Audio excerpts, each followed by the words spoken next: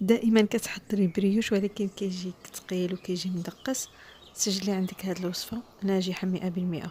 هنايا درت خميره معجونه وزدت عليها 2 معالق كبار نتاع السكر، معلقه صغيره نتاع الملحه، درت الحليب، من بعد كندير واحد شويه نتاع الفارينه.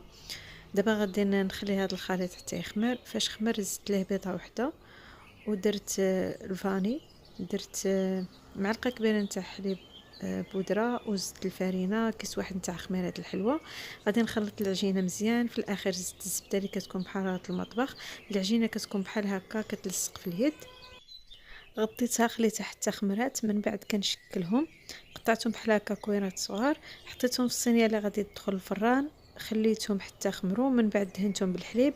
الفران راني سخنته من قبل، غادي ندخلهم باش يطيبوا على نار اللي كتكون متوسطه. غادي نخليهم حتى كيتحمروا. في الاخير زينتهم الفول السوداني محمر ومهرمش، وزينتهم بالكوك، وكنقدمهم بالصحه والراحه.